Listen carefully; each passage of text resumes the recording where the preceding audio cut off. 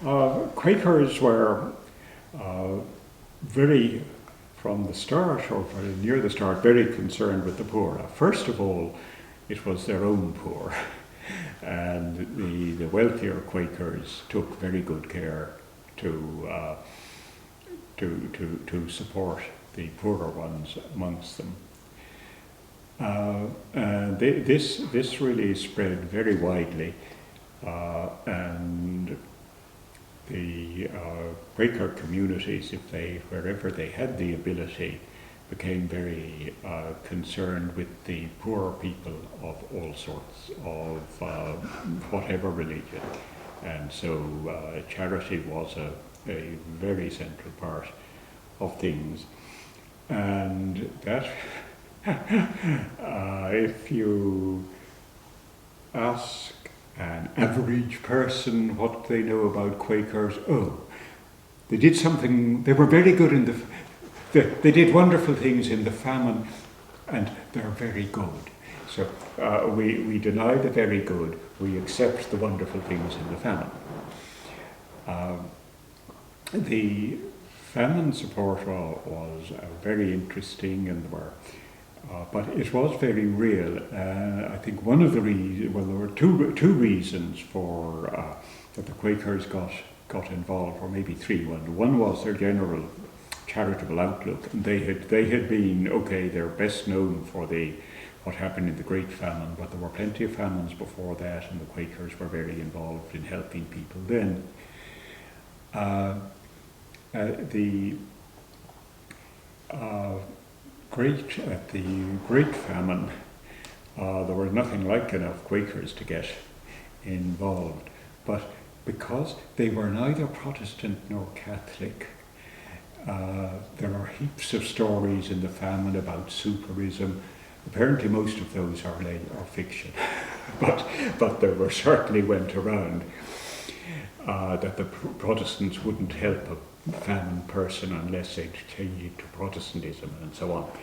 But then the integrity, the honesty, honest dealings and so on, and what it resulted in was an awful lot of the money coming from other countries was directed to the Quakers, because the Quakers established themselves as being a very trustworthy and acceptable organisation.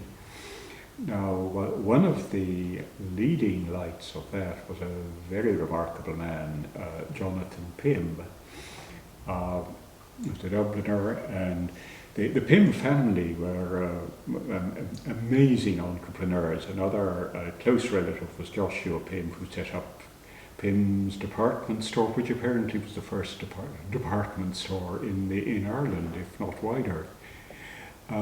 Jonathan Pym was one of the chief organisers of famine relief, and he went on to become a member of Parliament. A lot of Quakers would not go into Parliament because politics, it's very, very difficult to be completely open and to be an effective politician. And a lot of Quakers, because they felt they couldn't keep up their personal integrity and be politicians. So many didn't.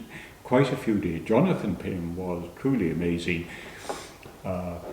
He a leader of famine relief. He then went on, and he apparently was one of the principal movers of land reform, the reform of land ownership, which occurred in Ireland. Pym was one of the leaders in that. And you find him doing very, very busy political life, also running his business, and then you look at the minute books and you find he was up to the teeth in organising Quakers too. quite an amazing person. But charity was a big thing, and then the belief, as I mentioned, in education, and again, as with the with charity and helping people on. You started with the fellow Quakers, but if there was any possibility, you looked further and wider. And so Quakers and the Liberties, among other, they established a free school for poor children, and